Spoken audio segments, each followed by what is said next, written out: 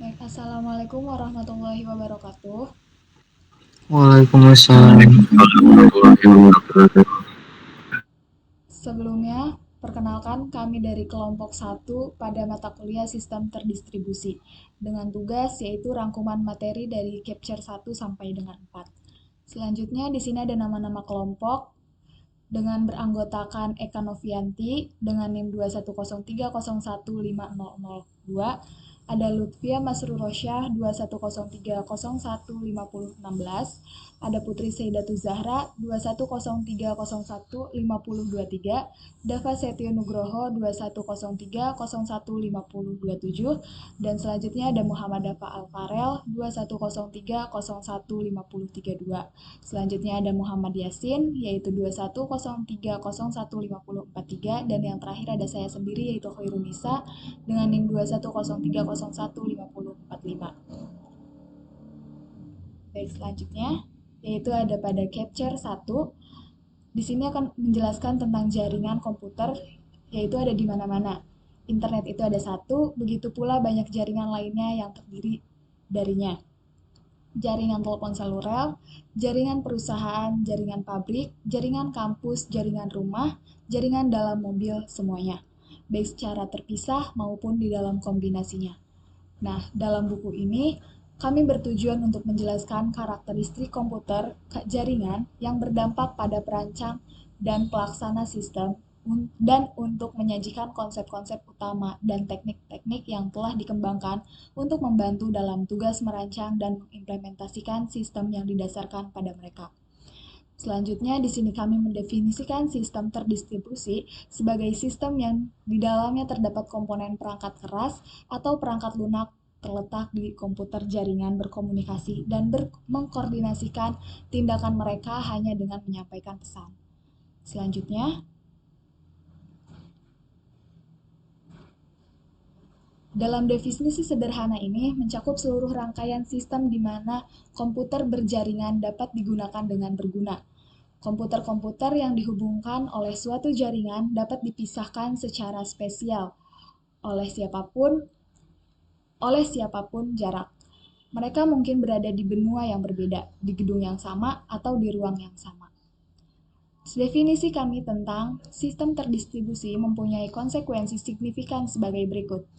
Konsep konkurensi dalam jaringan komputer, eksekusi program secara bersamaan adalah hal yang biasa. Dapat melakukan pekerjaan saya di komputer saya, sementara Anda melakukan pekerjaan Anda di komputer Anda. Berbagi sumber daya seperti halaman web atau file diperlukan. Kapasitas sistem untuk menangani sumber daya bersama dapat ditingkatkan dengan menambahkan lebih banyak sumber daya, misalnya komputer ke jaringan. Kami akan menjelaskan bagaimana kapasitas ekstra ini dapat diwujudkan berguna diterapkan di banyak poin dalam buku ini. Koordinasi secara bersamaan melaksanakan program yang berbagi sumber daya juga merupakan topik penting yang berulang. Selanjutnya,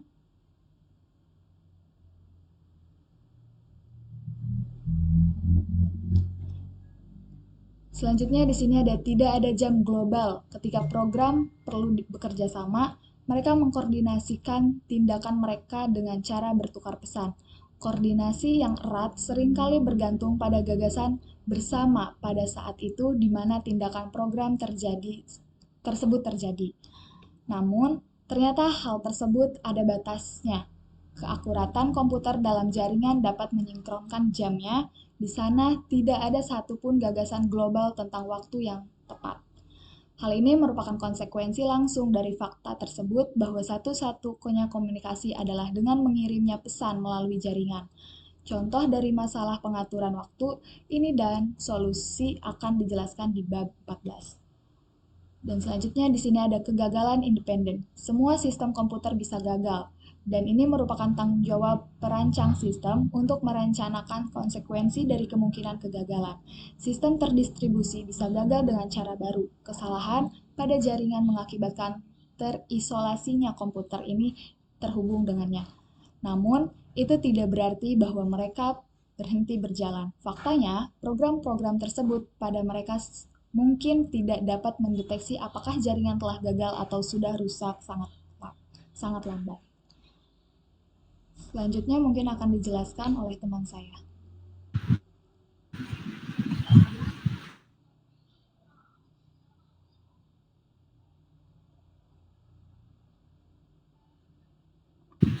Di suatu tempat dan macet, tidak segera diketahui oleh komponen lain yang berkomunikasi dengannya. Setiap komponen sistem bisa gagal mandiri, membiarkan yang lain tetap berjalan. Konsekuensi dari karakteristik ini, sistem terdistribusi akan menjadi tema yang berulang di seluruh buku ini. Motivasi utama untuk membangun dan menggunakan sistem terdistribusi berasal dari keinginan untuk berbagi sumber daya. Istilah sumber daya merupakan istilah yang agak abstrak, namun paling tepat menggambarkannya berbagai hal yang dapat dibagikan secara bermanfaat dalam sistem komputer jaringan. Selanjutnya, chapter 1.1.2. Tujuan dari bagian ini adalah untuk memberikan contoh motivasi distribusi kontemporer sistem yang menggambarkan peran sistem terdistribusi dan keragamannya dari aplikasi terkait. Seperti disebutkan dalam pendahuluan, jaringan ada di mana-mana dan mendukung banyak hal layanan sehari-hari yang sekarang kita anggap remeh.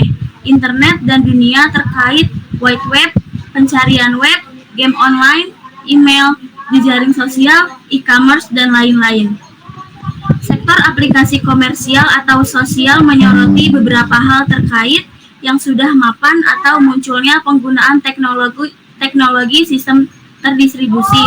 Seperti yang dapat dilihat, sistem terdistribusi mencakup banyak hal yang paling signifikan perkembangan teknologi beberapa tahun terkait dan karenanya pemahaman tentang teknologi yang mendasarinya sangat penting bagi pengetahuan komputasi modern. Selanjutnya, gambar juga memberikan wawasan awal mengenai berbagai aplikasi yang digunakan saat ini, dari sistem yang relatif terlokalisasi seperti yang ditemukan misalnya di mobil atau pesawat terbang, hingga sistem skala global yang melibatkan jutaan node, dari layanan yang berpusat pada data hingga tugas-tugas yang intensif prosesor, dari sistem yang dibangun dari sensor yang sangat kecil dan relatif primitif hingga yang menggabungkan elemen komputasi yang kuat, dari sistem tertanam hingga sistem yang mendukung pengalaman pengguna interaktif yang canggih, dan seterusnya. Kita sekarang melihat contoh yang lebih spesifik dari sistem terdistribusi untuk diilustrasikan lebih lanjut keragaman dan kompleksitas penyediaan sistem terdistribusi saat ini. Selanjutnya akan dibacakan oleh teman saya. Chapter 1.1.3.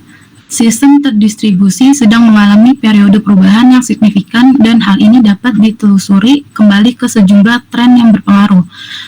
Pertama, munculnya teknologi jaringan yang tersebar luas, munculnya komputasi di mana-mana dibarengi dengan keinginan untuk mendukung pengguna, mobilitas dalam sistem terdistribusi, meningkatnya perminatan terhadap layanan multimedia, dan pandangan sistem terdistribusi sebagai utilitas.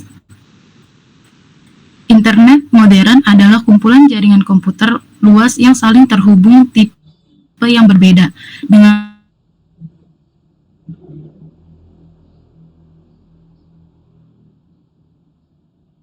rentang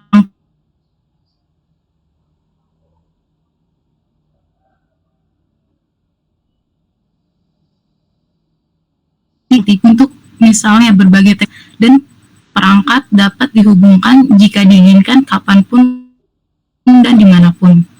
Program yang berjalan di komputer yang terhubung dengan berinteraksi dengan menyampaikan pesan menggunakan saranet. Mekanisme protokol internet merupakan pencapaian teknis yang besar, memungkinkan program berjalan di mana saja untuk menyampaikan pesan ke program dimanapun dan mengabstraksi berbagai teknologi yang disebutkan di atas. Internet juga merupakan sistem terdistribusi yang sangat besar. Ini memungkinkan pengguna dimanapun mereka adalah untuk memanfaatkan layanan seperti World Wide Web, email, dan transfer file. Dan layanan bersifat terbuka dapat diperluas dengan penambahan komputer server dan jenis komputer baru melayani. Peran firewall adalah untuk melindungi internet dengan mencegah pesan yang tidak sah keluar atau masuk. Firewall diterapkan dengan memfilter pesan masuk dan keluar.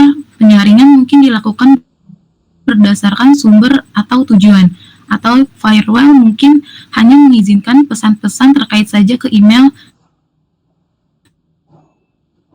dan akses web untuk masuk atau keluar dari internet yang dilindunginya. Menyediakan lautan broadband dan jenis lainnya koneksi ke pengguna individu dan organisasi kecil, memungkinkan mereka mengakses serta menyediakan layanan lokal seperti email dan web menjadi tuan rumah. Internet dihubungkan satu sama lain melalui tulang punggung. Tulang menggunakan koneksi satelit, kabel. Perhatikan internalnya internet sama sekali. Misalnya, polisi dan lembaga keamanan dan penegakan hukum lainnya cenderung memiliki setidaknya beberapa internet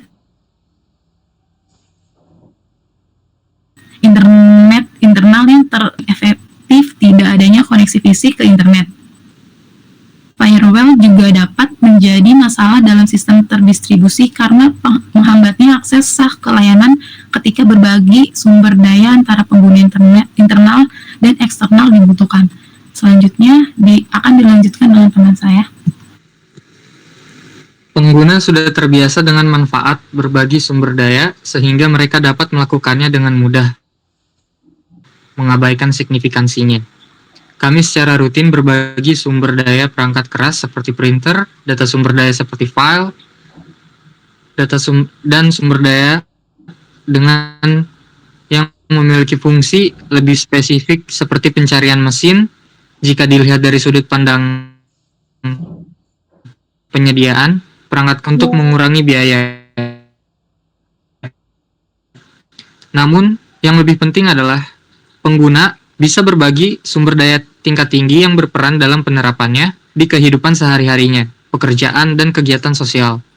Seperti pengguna khawatir dengan berbagi data di bentuk database bersama atau sekumpulan halaman web, hingga bukan disk dan prosesor yang digunakan mereka dan diimplementasikannya.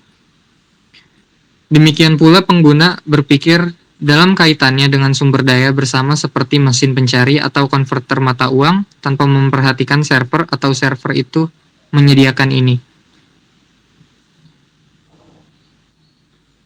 Dalam praktiknya, pola pembagian sumber daya sangat bervariasi dalam ruang lingkup dan caranya erat pengguna sehingga bisa bekerja sama.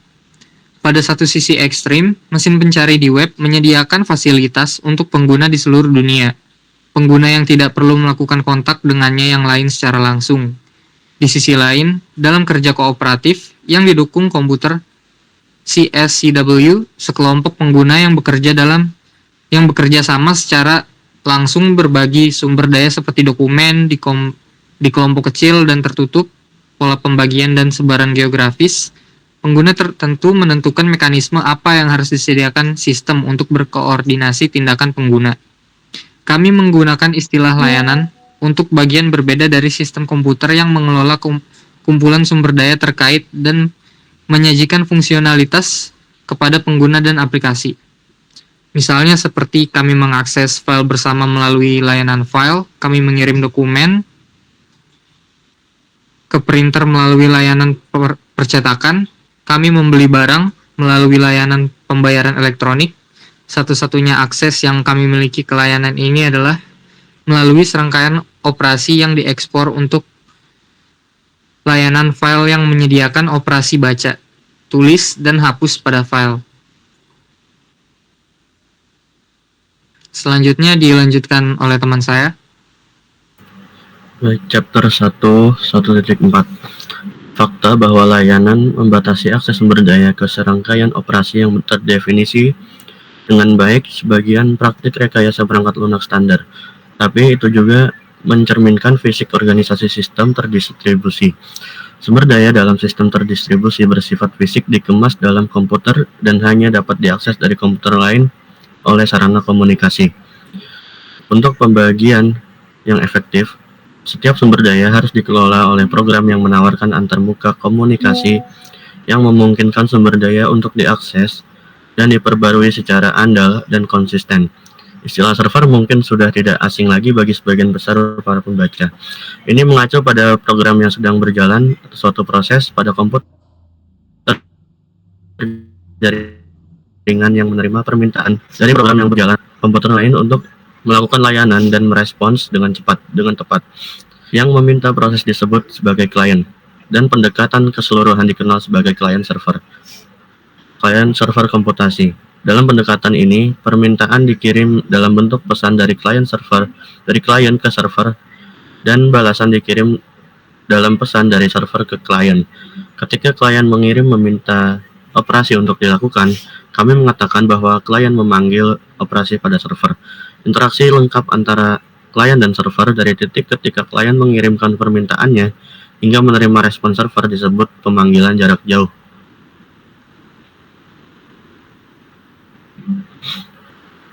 Proses yang sama dapat berubah klien dan server. Seperti halnya server terkadang menjalankan operasi di server lain. Istilah klien dan server hanya berlaku untuk peran tersebut dimainkan dalam satu permintaan. Klien aktif membuat permintaan dan server pasif hanya bangun ketika mereka menerima permintaan. Server berjalan terus-menerus sedangkan klien hanya bertahan selama aplikasi yang menjadi bagiannya. Perhatikan bahwa secara default, istilah klien dan server merujuk pada proses lain komputer yang mereka gunakan. Dalam bahasa sehari-hari, istilah-istilah tersebut juga merujuk ke komputer itu sendiri. Perbedaan lainnya yang akan kita bahas di bab 5 adalah bahwa dalam sistem terdistribusi yang ditulis dalam bahasa berorientasi objek, sumber daya dapat berupa dienkapsulasi sebagai objek dan diakses oleh objek klien. Dalam hal ini kita berbicara tentang klien objek memanggil metode pada objek server. Banyak, tapi tentu saja tidak semua sistem terdistribusi dapat dibangun seluruhnya di dalam bentuk interaksi klien dan server. World Wide Web, email, dan jaringan semua printer cocok dengan model ini. Kami membahas alternatif terhadap sistem klien server di bab 2. Peramban web yang menjalankan adalah contoh klien. Peramban web berkomunikasi dengan server web untuk meminta halaman web darinya. Kami mempertimbangkan web dan arsitektur klien server terkait secara lebih rinci di bagian 1.6. Selanjutnya akan dibacakan oleh teman saya. Selanjutnya chapter 1.14,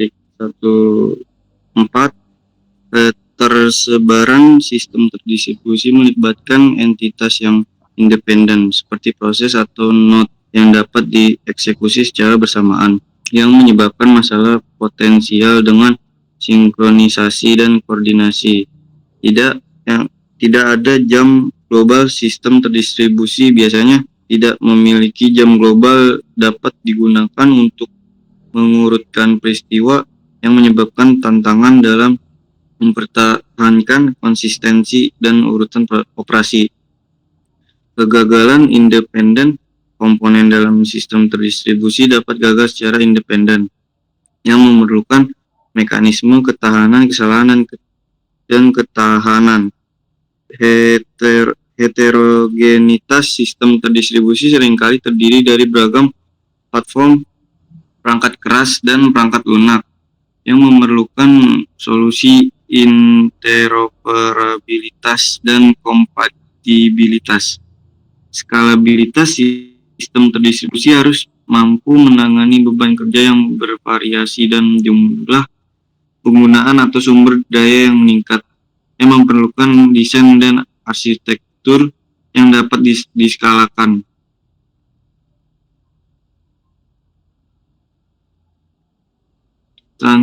Transparansi sistem terdistribusi harus memberikan transparansi kepada pengguna dan aplikasi, menyembunyikan kompleksitas jaringan dan infrastruktur yang mendasarinya. Keamanan sistem terdistribusi harus mengatasi masalah keamanan seperti autentikasi, otorisasi, dan pelindungan data di sepanjang beberapa node dan saluran komunikasi. Kinerja sistem terdistribusi harus dirancang untuk mengoptimalkan kinerja dan meminimalkan laten pengguna, bandwidth, dan kendala sumber daya lainnya.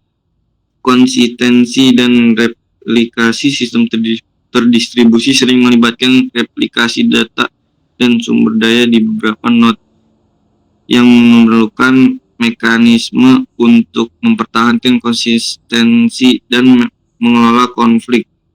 Komunikasi sistem terdistribusi bergantung pada protokol dan mekanisme komunikasi untuk memungkinkan interaksi dan koordinasi antara node yang memerlukan saluran komunikasi yang efisien dan handal.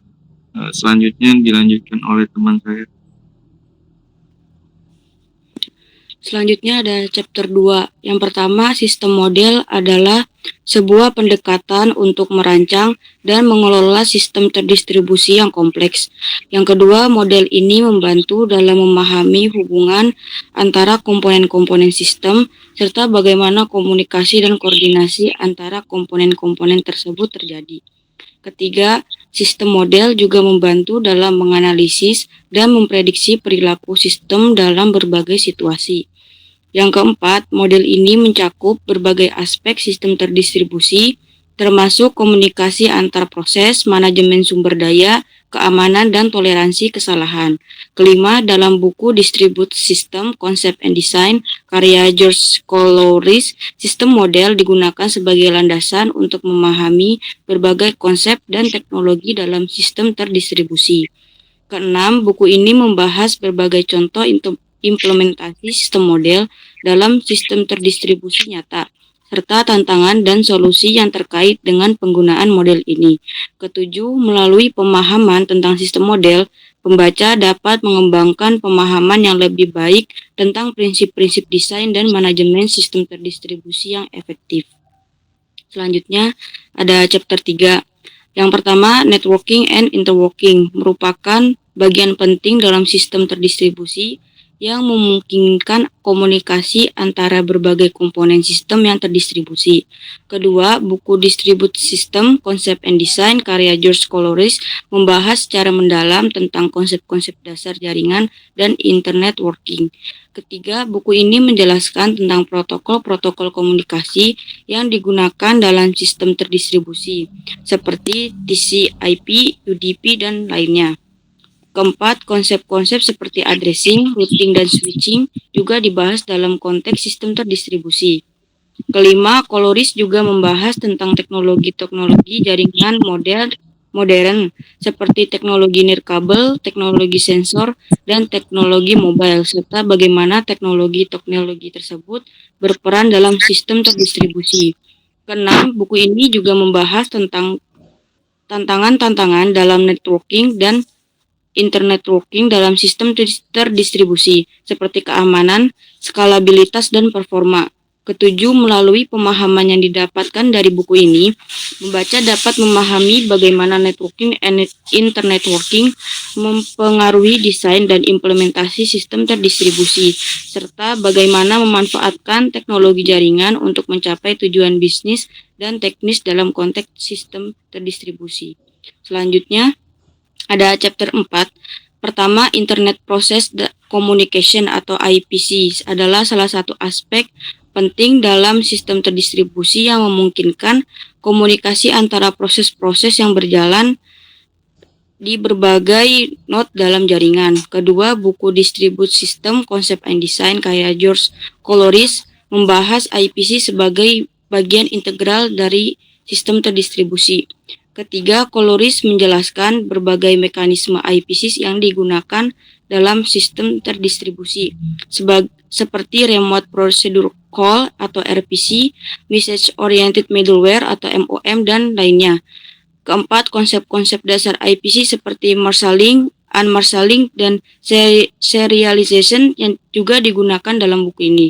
5. Buku ini juga membahas tentang keamanan dan keandalan dalam IPC, serta bagaimana mengatasi masalah-masalah yang terkait dengan komunikasi antar proses dalam sistem terdistribusi. Keenam, melalui pemahaman tentang IPC, pembaca dapat memahami bagaimana proses-proses dalam sistem terdistribusi saling berkomunikasi dan berkoordinasi, serta bagaimana memanfaatkan teknologi IPC untuk mendesain sistem terdistribusi yang efisien dan handal. Terakhir, Coloris juga membahas tentang tantangan-tantangan dalam IPC seperti latensi, throughput, dan keselarasan, serta bagaimana mengatasi tantangan-tantangan tersebut dalam konteks sistem terdistribusi. Demikian paparan penjelasan dari kelompok kami yang dapat disampaikan, dimulai dari capture 1 sampai dengan capture 4. Kurang dan lebihnya mohon maaf. Wassalamualaikum warahmatullahi wabarakatuh. Waalaikumsalam warahmatullahi wabarakatuh.